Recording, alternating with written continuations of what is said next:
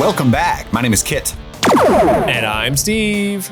And this is Streaming Things, a TV and film podcast. And today we're covering a very special movie because sometimes our patrons are able to obligate that we cover a specific film, spend an entire episode on it. And that's what's happened here. But before we get into that, just be aware you can email the show at any time at streamingthingspod@gmail.com. You can support the show financially and have perks like that one at patreon.com/streamingthings, as well as not financially, for free, by just sharing the show, rating and reviewing the show wherever you're listening to this. That helps the algorithm discover us. That's ever so important. We very much appreciate that. Notice me, algorithm. Notice me. I would say after our debacle with Spotify to make sure that you are subscribed. But if you're listening to this, you have found finding our newest episodes not difficult. So that's pointless here. But I wonder how many people are struggling with that. This is one of the last episodes that you'll get to hear before we head off to Austin, Texas to work as press covering the South by Southwest Film Festival. So look forward to that content next week, right after our review of Return of the Jedi with Phil. So that's things to look forward to. We got big news that House of the Dragon Season 2 is dropping officially in June. So we'll be covering... We don't know when yet, but it's definitely a Sunday.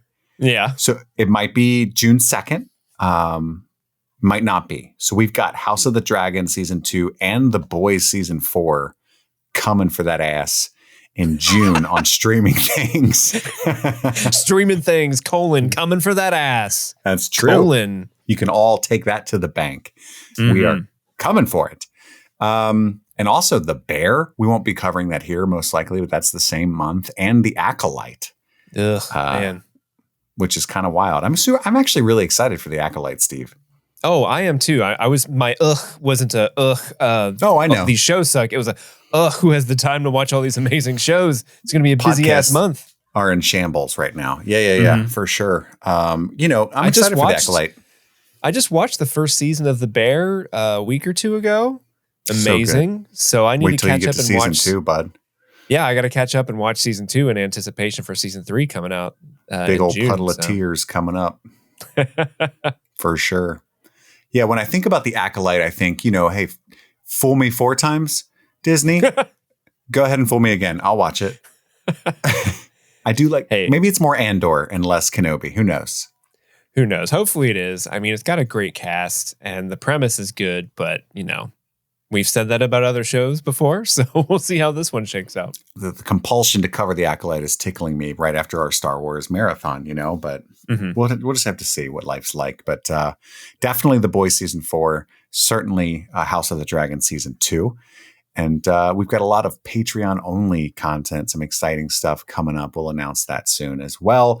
Thank you all. That's all the business news we have for right now. Let's get into what will be exciting for me. The Grand Budapest Hotel from 2014 from legendary director Wes Anderson.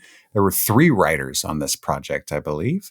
2 writers. The one writer that they have credited, Stefan Zweig, is an author from the 30s that a lot of that Wes and Hugo Guinness, who was the other writer, pulled a lot of inspiration from his works. But he didn't necessarily write this movie. It was just, he was a big inspiration for it. Right, because he would have been 85-ish. Something like that. Yeah. They did credit, I think there's a bit about that at the end of the film, the literary sources of this, but I didn't know too much about that. Who mandated that we watch Grand Budapest Hotel, Steve? So Grand Budapest Hotel was mandated to us by none other than Brenstradomus, which is one hell of an awesome name, if I might say. Everyone else, an auspicious one. Yeah, everyone who has Patreon names and it's not nearly as good as Brenstradomus, get to work. But I wrote to Brenstradomus and asked them why they chose Grand Budapest Hotel for their chosen movie, and this is what they wrote back.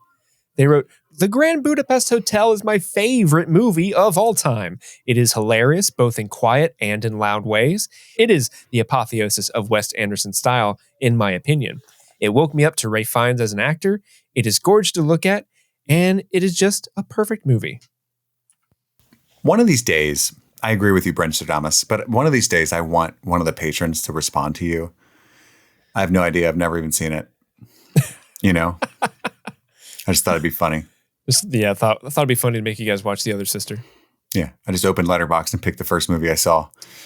So so one thing I wanted to say earlier when we were like, Stephen Zweig, he would have been like 80 years old. He died in 1942 at the age of 60.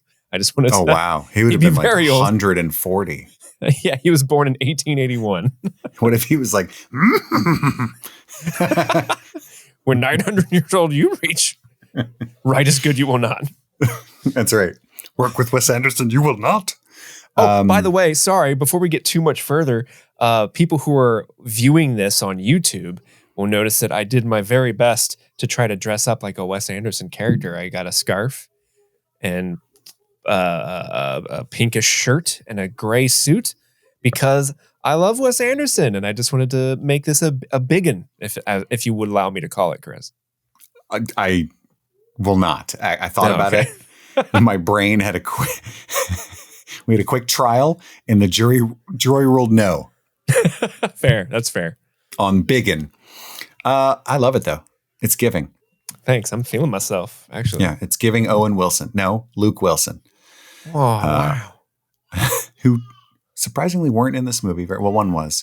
Yeah. But I'm excited to talk about it. So if you're a new listener, what we do is we'll give our overall thoughts on the Grand Budapest Hotel, our history with the film, and then we'll go through what it was like watching it this time, including a scene-by-scene recap, a replay. Just talking about every little minutia, every juicy detail of this sumptuous film. Steve, I have to know, I'm assuming because you dressed up like a character that you love this film, but I have to know what you think of it and what it was like watching it this time. Well, I think your assumption is correct. It's no secret, I'm a huge Wes Anderson fan. He's one of my favorite directors. I love his movies. Grand Budapest Hotel, which... oh my gosh, kid, I don't know if you had the same sort of revelation, but when I saw that the release year was 2014, and my mind was like, no, that was 10 years ago. That couldn't have been. Oh, no. Because I remember going to the theater to watch this movie clear as day. I went and saw it at a movie theater that's local that I don't normally ever go to. It's I don't know if you've ever been to it, kid. It's that theater that's off like Anderson. Like if you get off the Anderson exit and just like drive for like 20 minutes, eventually you come across a theater that's like family owned. It's pretty small. I can't remember the name of that theater off the top of my head, but saw that with some friends. We're all huge Wes Anderson fans, and honestly, I for a long time, and this is a big announcement. This is a huge announcement. You know, hold on to your seats. For the longest time, I used to tell people my favorite Wes Anderson movie was The Royal Tenenbaums, but I think his best movie is handedly The Grand Budapest Hotel. And I think after I sat down and watched it this time, you know, this might be the fourth or fifth time I've watched this movie. I kind of had a realization where it's like, you know what? I think this is my favorite Wes Anderson movie. You know, I Royal Tenenbaums will always hold that special place in my heart, but I just love this movie so much. I think it is the quintessential Wes Anderson movie where all of the tropes and the style that he leans into and loves to play in, it serves the story best. It serves this story best out of all the stories he's done. The pairing of Gustave and Zero is so hilarious and funny and heartfelt, and I love those two characters running around getting into trouble. And it's just a beautiful film too. It has that. A lot of Wes Anderson movies are made as if they were stage plays. Like he will often have like act breaks. He will have let's introduce the cast like he does in Royal Tenenbaums.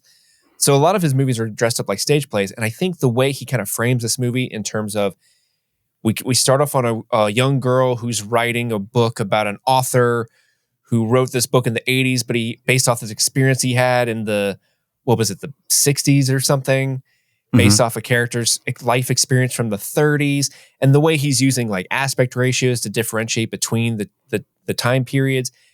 It really works because a lot of Wes Anderson movies, like I said, I feel like stage plays, but they also feel like written like love letters to writers and all that stuff. And the way that it's framed in that way really, really speaks to, I think, the character of this movie. And I will get to the end, but I love the way that kind of comes back at us at the closing moments of the movie. I think it really helps hit the emotional beat. But I'm interested to see, Kit, how you feel about the Grand Budapest Hotel. I think we had the exact same journey betwixt, if you will, Royal Tenenbaums to Grand Budapest Hotel pipeline.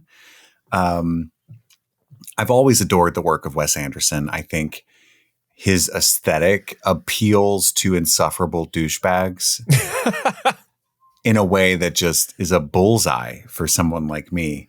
I have a lot of fond memories of watching Wes Anderson movies, especially growing up. This movie is only the second time that I've ever seen it, which is kind of surprising. I remember the first time I saw it, or the only other time I saw it, it was at its open. It was one of those situations. I'm not proud of this, but it is what it is. And we're not together anymore. And maybe this is why, this kind of thing.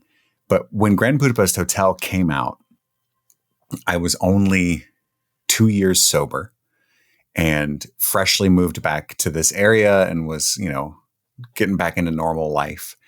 And my fiance at the time, it was one of those like, hey, don't go see that without me situations. And then I was like, well, I'm going to the movies with Jordan, and I forget what was even out at the time. It was like the Snow White and the Huntsman sequel or something. What else would I've even seen?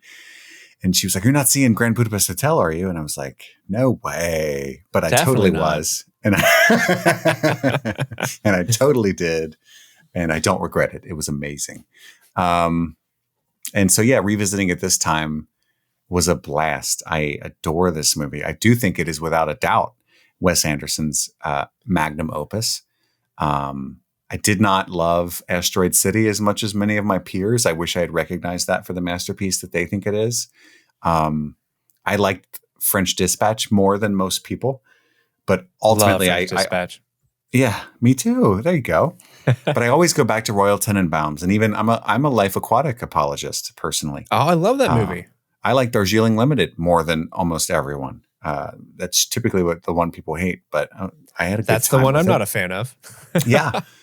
But I really, truly do think this is far and above his best work. It's a 5-star movie. It's a perfect movie. I think it's flabbergasting at how beautiful it is. And you said it perfectly. It just fits into his aesthetic so well. Like everything that he always does is at its fullest effect, its final form in this movie, I never even caught on. I guess I'm dumb that I saw the aspect ratio changing. With the girl in the cemetery at the beginning, it's not 4:3, but it's certainly not a full theater ratio.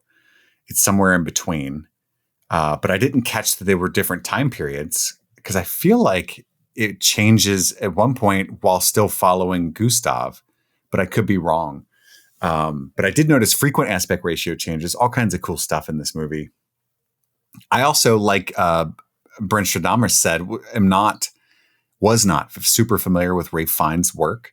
Obviously Harry Potter, but nothing too much beyond that. I was a big fan of Joseph Fiennes. I watched Enemy at the Gates and Shakespeare in Love. Yeah, I remember Joseph Fiennes. I haven't seen him in a minute. He's my brother Joey. Yeah, big fan of the Fienneses. But yeah, I don't know. This is a perfect film. If you haven't seen it, I don't know why you're listening to this, but you definitely got to watch it. It's incredible. Mm-hmm. Yeah, So- the different aspect ratios they use. So when it kind of starts off in the beginning, it's a 1.85 to 1. Then it goes to a wider style aspect ratio at a 2.40 to 1.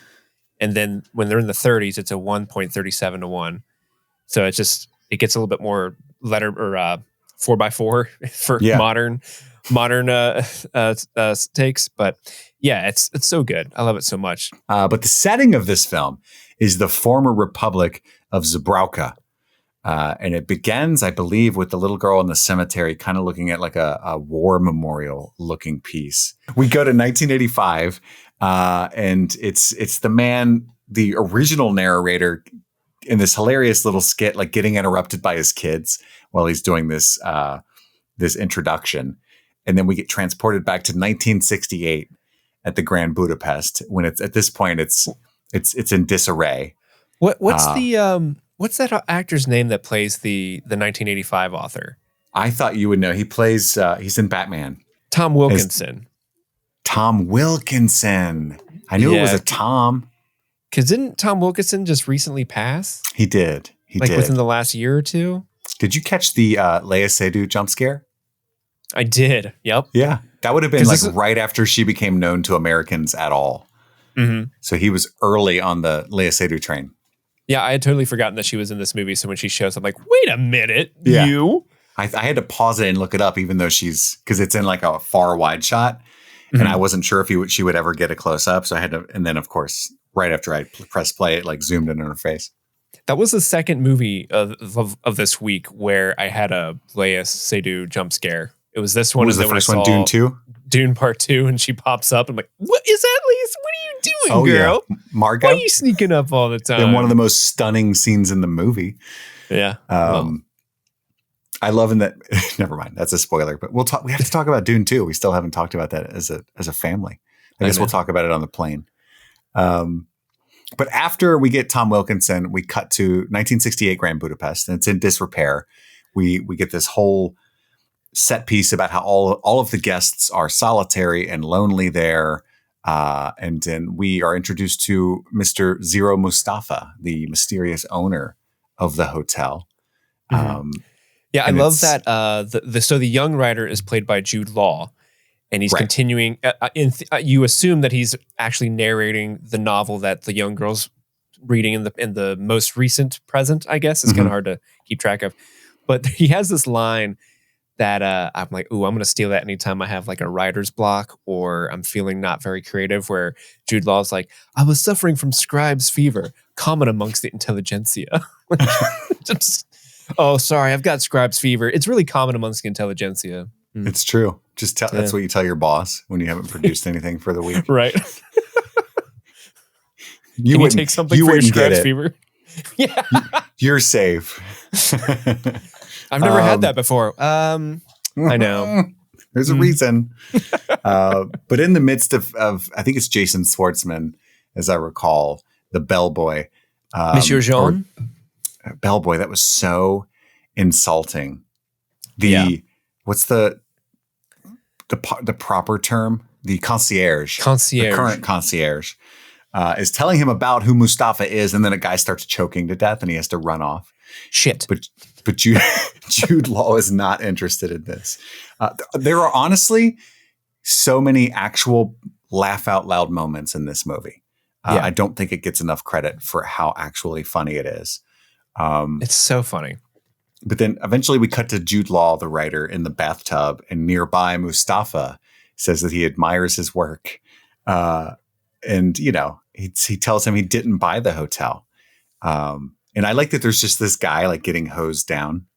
I wonder what that's about. It's like a delousing kind of thing.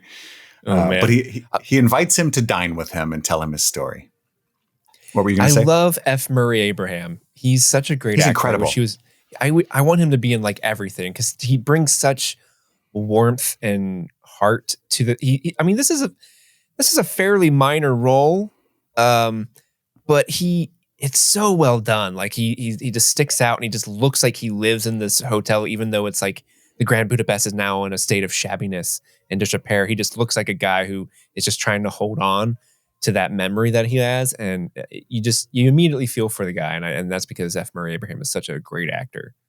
He plays such a good drunken, creepy, full of himself old man, which he's not in this movie, but he's in Mythic Quest. But also, I don't think you watched White Lotus, do you? I have not seen it yet, no. Yeah, so White Lotus season 2, F. Murray Abraham is crushing it. It was his destiny to play that role because it was like Mythic Quest combined with some new level of creepiness. But he's great. I love seeing him. He does such a good job in what limited time he has in this film. But he takes us back to the heyday of the Grand Budapest in 1932. And the movie is split into, I believe, was it 5 parts or 6? I think it's 5. I think you're right. 5 acts like a play. Madame Monsieur Gustave, part 1. And he's they're consoling an anxious woman who doesn't want to leave him. And this is the original concierge.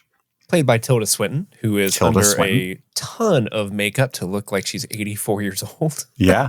Very well done. And we also meet Zero when he was originally a lobby boy. And he's giving him labyrinthine instructions without even knowing who he is. And at some point, he's like, wait a second. Who hired you? I hire people. So he ignore all my instructions. We have to do the official interview right now. That scene is so hilarious because he pulls out this coin. He's like, take this coin and light a candle for Tilda Swinton's character. And the whole time, is the actor's name Tony Revolori? Mm-hmm. Revolori? Am I pronouncing that right? Yeah, I believe so, yes. He plays young Zero. He's phenomenal. He keeps raising his hand up to take the coin, but like not getting it the whole time he's being given all these directions. It's hilarious. And then he's like, wait, you haven't been up. Time for me to give you the proper interview. And then he asked him about his experience. 0. Education, 0. Family, womp, 0. Mm-hmm. And then tells him that he's hired after he responds to how much he loves the idea, how important a lobby boy is, right? Why do you want to be a lobby boy? Well, who wouldn't, sir? At the Grand Budapest Hotel. And since it's an institution. Mm. He literally, that's all he had to say. All he had to say to get this job. Not only are you hired, you are my best friend. Yes. I'll go light the goddamn candle. We cut to 1 month later. We find out a lot about Gustave in this section, that he bangs all the rich old blonde women. And we also get to see that the reason that elderly Moustafa sleeps in that room with no bathroom with a tiny bed is those were his old quarters. And it's already touching, at least to me. And I'm a softie. Same. And also he draws on that mustache, which is hilarious. Steve used to do that, make this little pencil stash. I told him to stop and he grew a real one. Yeah, I totally stopped. Yeah, that's a real beard. It's so weird. Real. It's not just pubes I glued onto my face. Deputy Kovacs is the emissary of the mysterious owner. And Deputy Kovacs is played by none other than Jeff Goldblum, baby. The Fly. Back in action as a lawyer. Elderly Moustafa refuses to talk about Agatha, played by Saoirse Ronan, but we won't discuss that, at least not yet. Then we get to part 2, Madame CVDUT, which is De Golf und Taxis, right? De Golf und Taxis, yeah. Is what that means. Zero runs up with the newspapers, and I love this. There's so much subtlety into the humor of this movie. Like there's 2 layers to it. Like when he shows him the newspaper, he goes, "Oh my God," because the giant main headline is like tanks are at the border, blah, blah, blah. There will be war. Yeah. But it's actually that the Dowager Countess has been found dead is what he's oh my Godding at. Yeah, it's really, really small, like towards the bottom of the page. It's so funny, because obviously this is like a World War II analogy. And there's like a lot of basically Nazis that are not overtly Nazis in this movie because Zubrowka is not a real place. At least I hope I'm not offending anyone. It's not. Okay.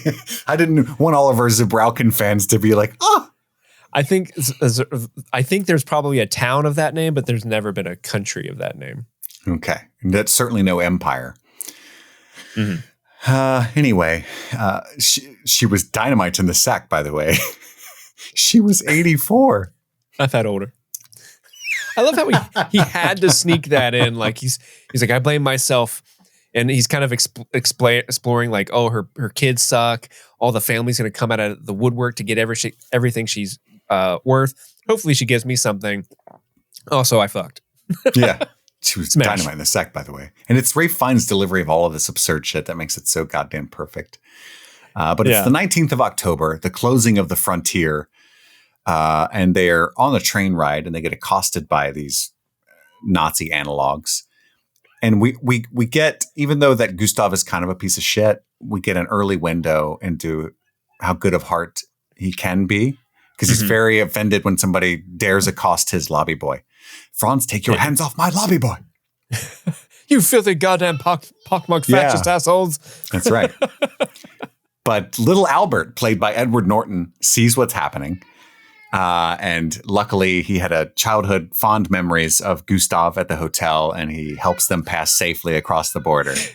There's one really, really great joke that they kind of slide in here is when he's like, do you remember me? I'm Albert. And he's like, oh, I do. How's your mother? I'm very fond of her.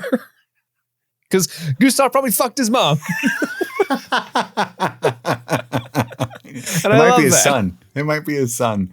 Could be.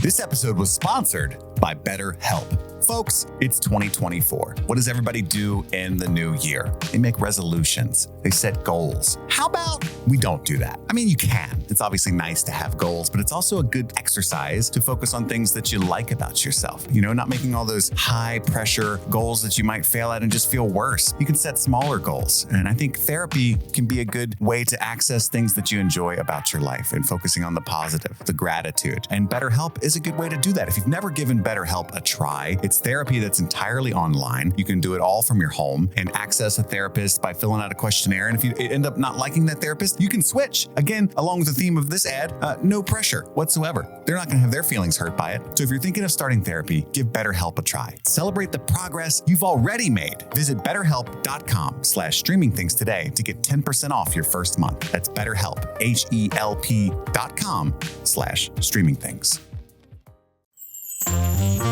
Spring is just around the corner, ladies and gentlemen, so how about we spring into action and give a special shout out to all of the patrons who keep the lights on over here at Streaming Things. And I want to give a special shout out to our super patrons for the month of March. Thank you, Stanton Valentino, Maddlestat, Bryce Coppin, Susie Callahan, Anthony Corona, Sunshine, Huckleberry Cauliflower, Ashley Hazen, Mike from New Hampshire, Brett X, Emily Scarano, Lil Tickler, Svento7, Jay Scramo, Bluffpum, AK Ashley Ray, Adam Busby, Wendy O'Laughlin, Jason Hawkins, Big Butthorn, Conrad, Kaylee Sampson, Rabbit Dog in a Barbie Car, Charlie Friday, Alexis Adler, Peaches, Emmy, Haley B, Joe Velez, John Collins, Amanda King, Trisha Bueller, Sun-Loving Mortal, Suzanne Rode, Jen Robinson, Kalisha Reeves, Aaron Armstrong, Kevin Strother, Ashley Powers, Stephen V, Casey McCain,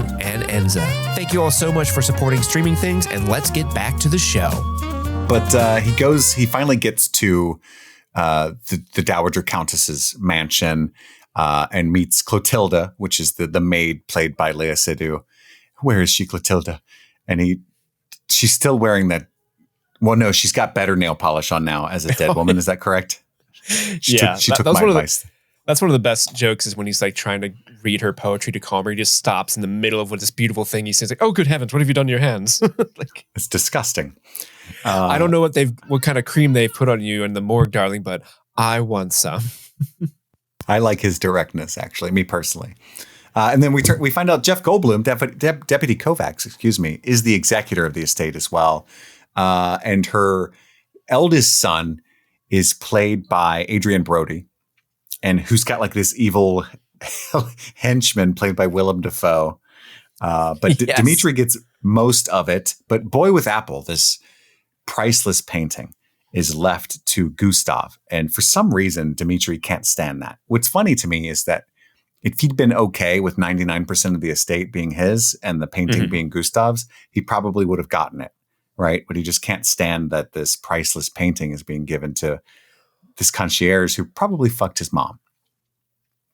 Do you think if he wants it so bad because he knows that's where Serge hid the second will? He didn't hide it there yet. Okay. He doesn't hide it there until he's wrapping the painting.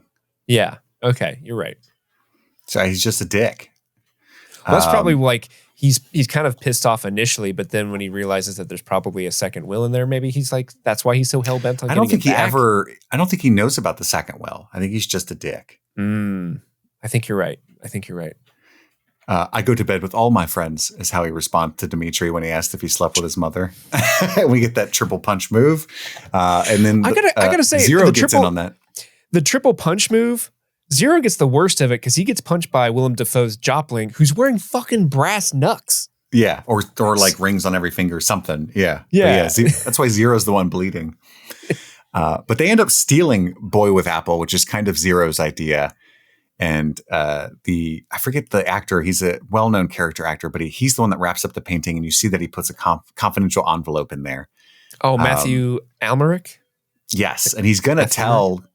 He's about to tell Gustave something, but then when he says, I think I cannot say right now. And what he's about to tell him is about the will and what's going on that's shady about Dimitri. There's this hilarious bit where Gustave talks about how priceless and precious it is and how he's going to hang it at the hotel for 80 years and die with it. And there's a beat where they're silent. And then actually, we should sell it. And, and Zero's just like, okay. And then I'll leave you everything that I have, along with what we haven't already spent on whores and whiskey.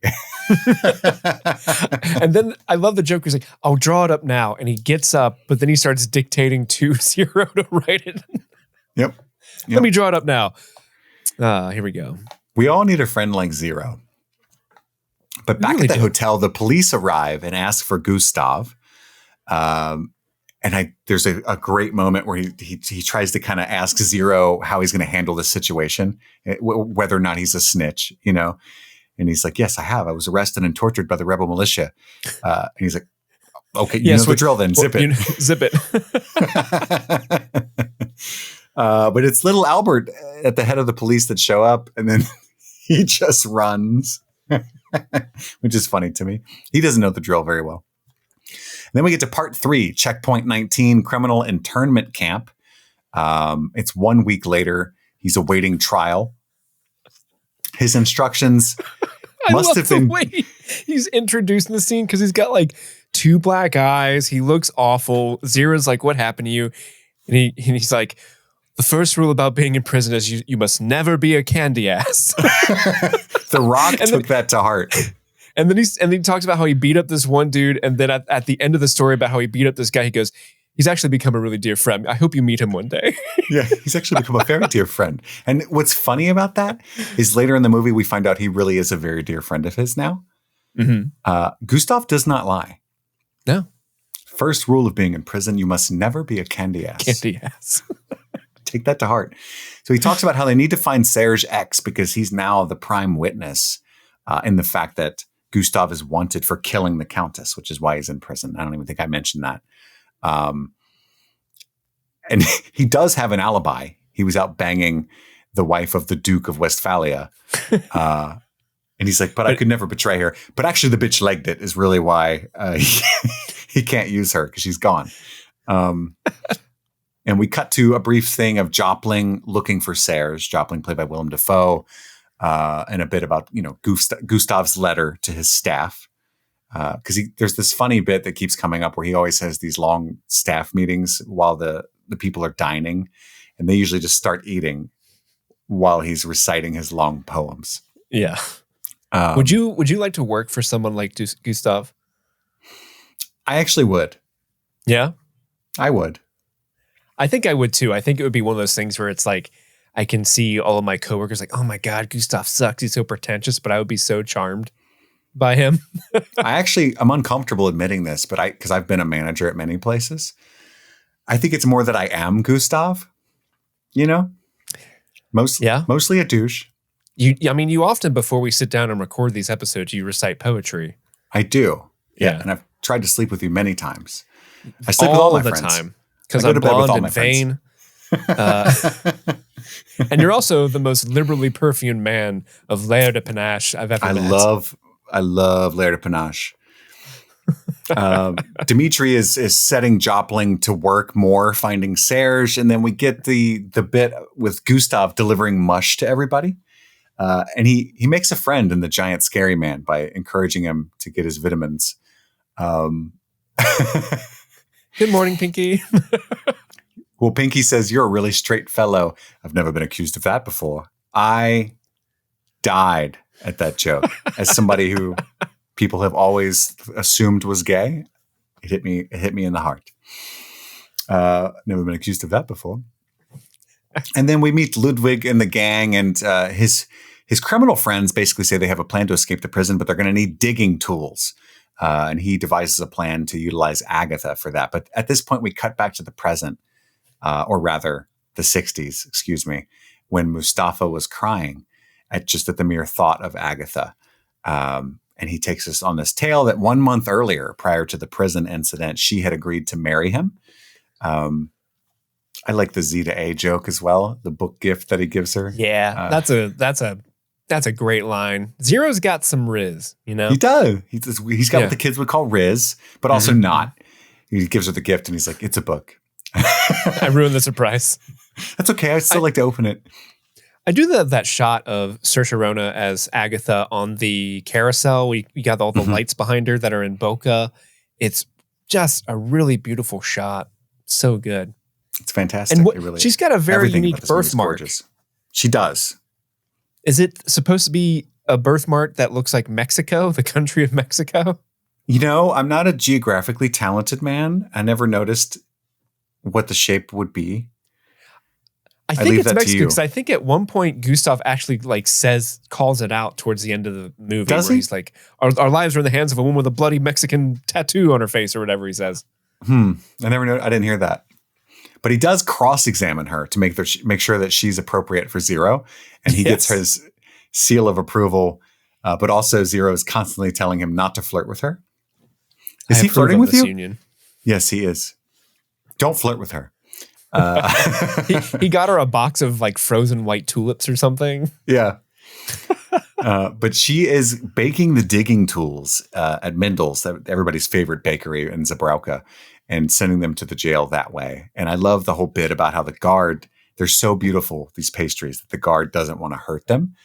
So that's why he won't find the tools, because he's like, oh, can't break this. This is art, right? Yeah. Confectionery art. I get that. Have you ever seen those shows that are like, Is It Cake?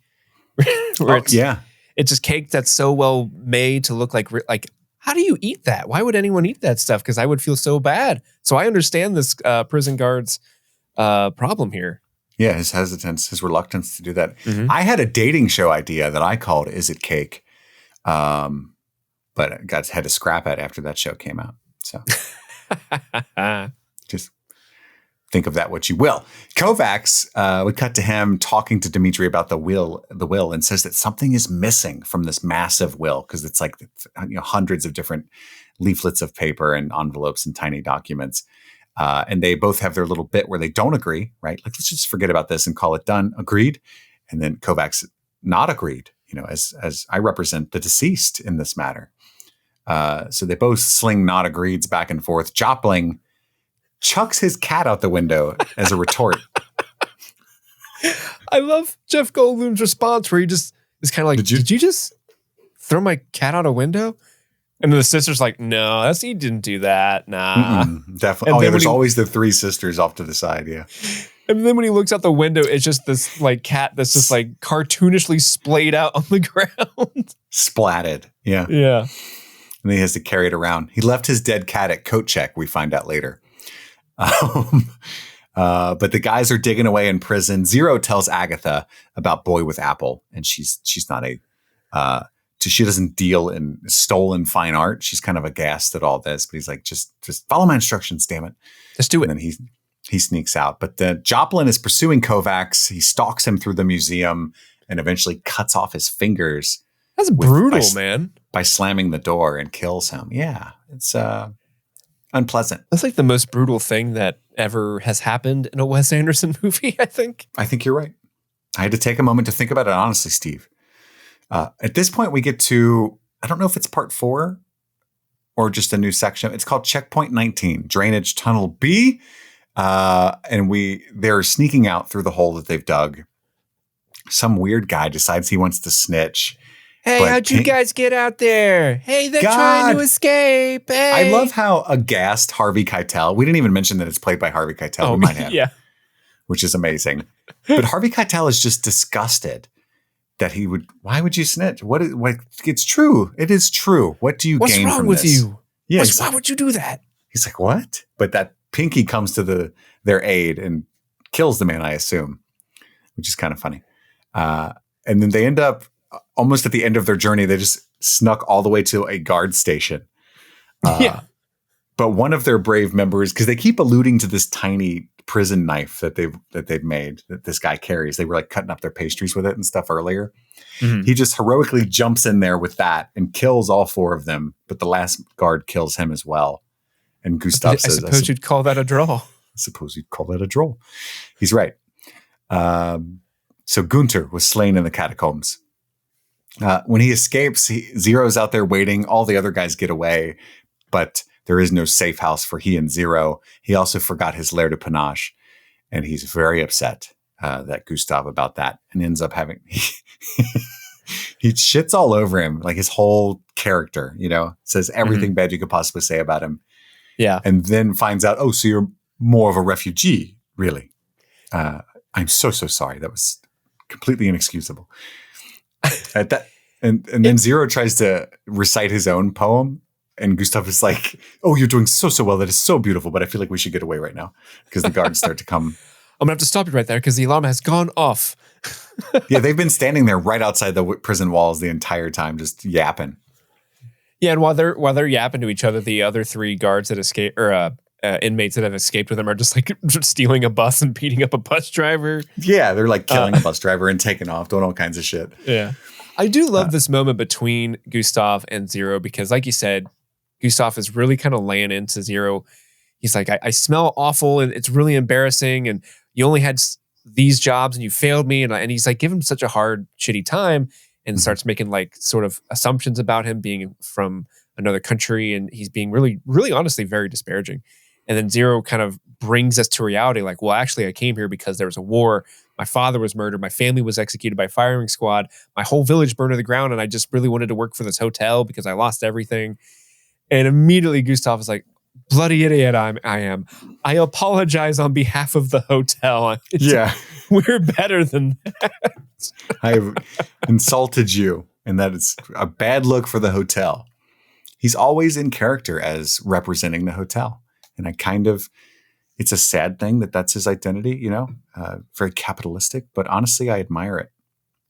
He's got a purpose in life, God damn it. And we could all be so lucky. But at this point, we find little Albert investigating the hole. That sounds like a weird sentence. Jopling is there, and Albert kind of calls him out on that and kicks him out. But on the way out, he licks the box and says, Mendel's. Which would lead him back to Agatha, unfortunately. And at this point in the story, we meet the Society of the Crossed Keys. And they make call after call. All of the hotel concierges around the world are... How does one come by front row aisle seats for the first night of the Opera Toscana with 1 day's notice? How does one arrange a private viewing of the tapestry collection at the Royal Saxon Gallery? How does one secure a corner table at the Chaise Dominique on a Thursday? You formally call the special services of the Society of the Cross Keys. That's how. That's the only way.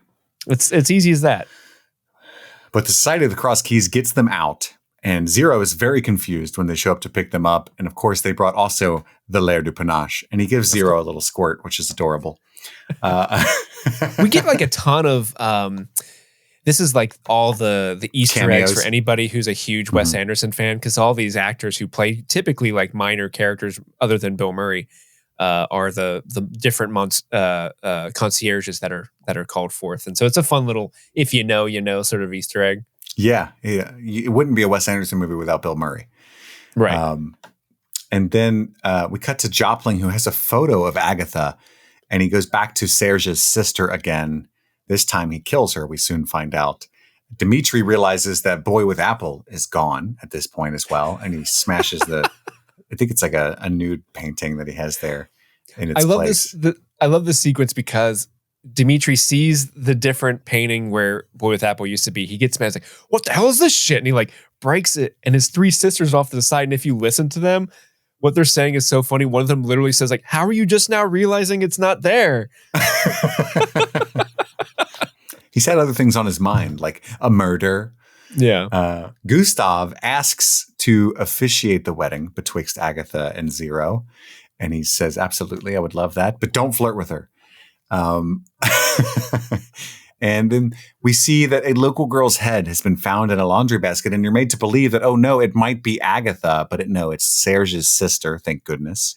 I remember watching this movie. I actually watched it maybe 3 or 4 months ago with Erica. She had never seen any Wes Anderson movies, so we kind of did a Wes Anderson movie marathon. And when we were watching this movie, I remember when they kind of lead you to believe that Agatha was the one that was killed. She was so mad for like the 30 seconds where they let you think that. She's like, no, they didn't kill her. That's all. No, I'm so mad. It's just the club-footed sister. Whew. Dodged a bullet there. Thank God. I love Saoirse Ronan. I agree. That would have been heartbreaking. I love this whole bit where like the robed man gives them instructions to get on the cable car, and then they swap cable cars at the top, and they go to the mountain observatory. And there's like a family in it with them in the middle. Are you concierge Gustave from the Grand Budapest Hotel in Naples Bad? Yes. Yeah, but then the third time, God damn it, yes.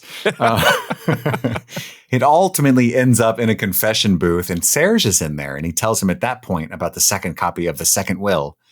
But in the middle of that, Serge is strangled by Jopling, and they chase him in this harrowing ski chase all the way through all of the games of the Winter Olympics, including the luge, of course. Turns into Cool Runnings for a moment. I love it when Wes Anderson does what would be considered like big action set pieces, because he never really films them. They're always like done with like these like purposely, they purposely look like little miniatures from like super far away. Yeah. It just is part of the charm of this filmmaker's style. Like most of his movies are very low budgeted, and you can kind of tell there's not like a lot of like explosions stuff, but it's big enough to where they can do all this great art department stuff. And because they do something similar with a car chase scene in The French Dispatch. Is that right? Where Yes. They cut to like an animated portion where they're in a car. Yes. I love that shit. It just gives the movie so much more character. It's great. Yeah, they're never like harrowing. It's more like it's like watching Chicken Run or something, you know? It's all about the production design. But poor Serge is dead, and they're chasing him through. And finally they get to, after the luge jump, they lose their little, because they stole like Santa's sleigh from a display is what they were riding on. So they're laying in the snow. Zero's off to the side, and unfortunately Gustave is hanging off the mountain, and Jopling is about to kill him by stomping him off the cliff, when at the last second Zero pushes him off. And it's funny because Gustave is like reading this final poem, and it's interrupted by, "Oh fuck, you got him," you know.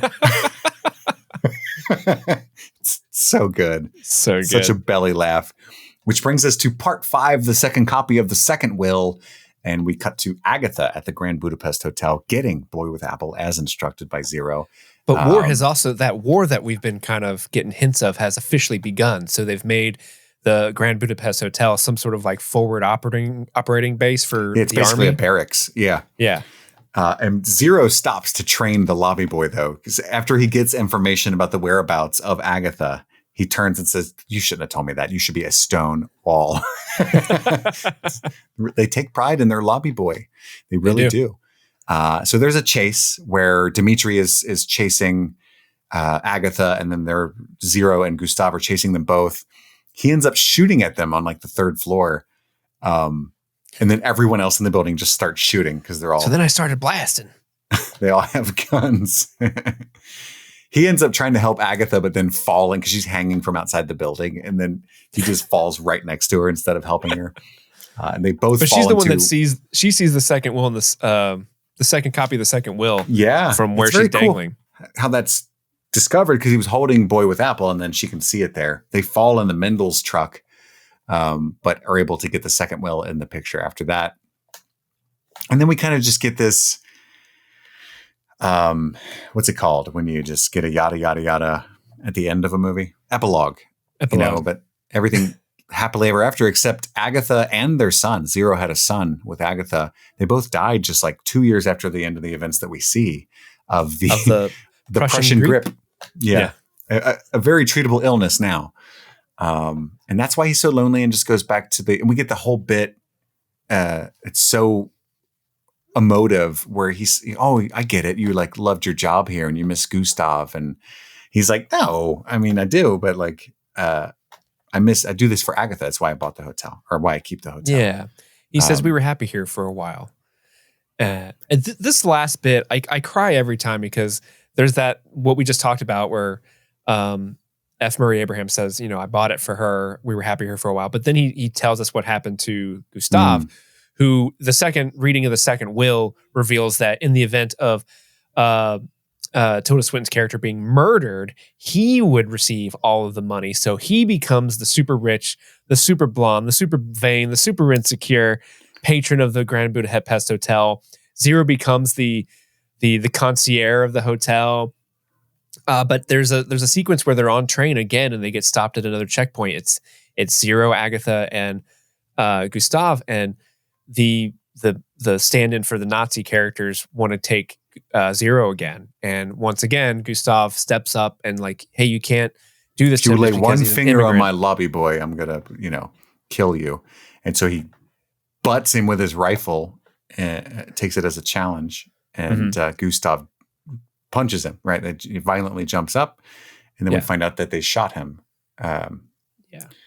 There are still faint glimmers of civilization left in this barbaric slaughterhouse that was once known as humanity, and he was one of them. Stop. People make fun of me when I cry on the pod. And he says, like, I think Jude Law's character asks F. Murray Abraham about, do you have this connection to this man and his world? And he's like, oh no, his world was gone long before he even entered it. But he sustained the illusion with a marvelous grace. Like, I just love the writing in this movie. The way the characters talk is so, it's beautiful. Exactly. It's a perfect movie. One of my absolute favorites. And I think Brenstradomus, having powers of foresight into the future, knew that about me, which is why they recommended it. Knew what a Wes Anderson fan you are. And I love the way this movie ends. Sorry, I'm going to circle back to something I talked to in the beginning. The movie ends where Jude Law's character, now we've gotten the story from the 30s. It ends with what happened with Gustave. We go back to Jude Law's character asking him about why he has the ruin or the hotel. And then he calls it was an enchanting old ruin. But then he goes on this little, he's reading basically the end of the book that character has written. And he's like, I never managed to see it again. It cuts to Tom Wilkinson also saying, kind of wrapping up the same thing. And then it cuts to the little girl finishing the book in the cemetery next to Tom Wilkinson's statue. And the way the movie kind of exits out of this story is so beautiful. It's the perfect interpretation of how I feel whenever I finish a book that was really, really good. And it just kind of hits you and you close the book and you just kind of have that nostalgic, like, wow, that was something really, really amazing. And I just kind of want to sit with it for a while because the music's great. We mentioned in the Interstellar review that the score for Interstellar was so good. We were so surprised it didn't win Best Score at the Oscars that year. That was because this movie's score was what won that year. And it really, when the movie exits out of its narrative with these different authors and people reading the book, and then you sit with the music, you really just are just kind of like, wow, it's a great feeling to have. I love the ending of this movie. Wow. I was the concierge during World War II. Wow. Thank you. The constant work. I mean, it's not to be taken lightly. Absolutely. And that was a beautiful way to put it. And something, I think this is the kind of movie that's so, like many of Wes's films, it's so detailed and layered. There's something new. There's like a joke that I didn't notice to laugh at because I've only seen it twice. So I can't imagine what other layers to this onion that there are. But it's infinitely rewatchable. I noticed a joke this path through that I had never seen before. And I'm curious if you caught it. It's towards the beginning when F. Murray Abraham's talking to Jude Law in the baths. And they're like, he says something like, oh, our friend, Monsieur Jean. Well, I think we can agree he's not even a third-rate concierge, but he's a nice dude. When he starts to talk about him, you can see Jason Schwartzman with like a cigarette in his mouth, like passing frame, and he gets out of frame, but then his body just kind of shoots back in the frame. It's like, are you talking about me? No, I didn't see him there. Yeah, so he hears that whole bit about it. He's not that great of a concierge because he pops his head back into the background and you can see him like, and like, keep walking. That's amazing. No, I never noticed that before. Because he's like just putting half smoked cigarettes in his front pocket when a customer's coming and stuff. Like, hello. Yeah. He's trying, But in his defense, nobody's coming to that fucking hotel anyway. So. No. They even say that hotel should have been demolished like years prior, but it's opened for some reason still. Because what's his face? Because Zero won't Moustafa. let it. Yeah, Mustafa's just keeping it going, barely. Yeah. Fucking love this movie. What a masterpiece. what a picture. What a moving picture. Thank you so much for it. recommending it. Thank you, Steve, for chatting with me about a movie you love so dear. Well, thank you. What's coming out Friday? We got something dropping in a couple days, don't we? Spirited Away is what's dropping out on Friday. One, yeah. So we have a special guest who is joining us for Friday's pod. I'm excited for you guys to see who they are. I guess there's two guests. Would you say we have two guests on Friday? Is there two guests? Well, there's... there is a secret guest. That's right. I got you. A mystical guest, some might say. And while you're listening to Spirited Away, we will be on a plane heading for South by Southwest. And then Monday, you get to listen to Return of the Jedi, which we've already recorded. And then who knows what shenanigans we'll get up to in Texas. We'll let you guys know, maybe Civil War. We don't know what's going to happen there. Hey, I've seen the trailer. We're going to be in the alliance of Texas and Florida when we're down there. Civil War is actually premiering there, but it's also funny. I know it's premiering the day we're leaving. I was so bummed when you told me that because I was like, fuck, I would totally love to see that movie. Oh yeah, it's going to be huge. It's going to be huge. Everybody kept trying to get me to move my flight, and I'm like, I could, but it's like, I miss my kids and stuff at that point. You know what I mean? Yeah. It's my third festival, and it has yet to happen. We're halfway through. I'm not like, all right, I'm done. To be honest, I just miss my family and shit. But we'll see how it goes. At least I've never had you there with me before. It's me. It'd be less lonely. But any hoozle, that's all the time we've got for right now. We've got to go return some videotapes. My name is Kit. And I'm Steve. And this was Streaming Things. Happy streaming.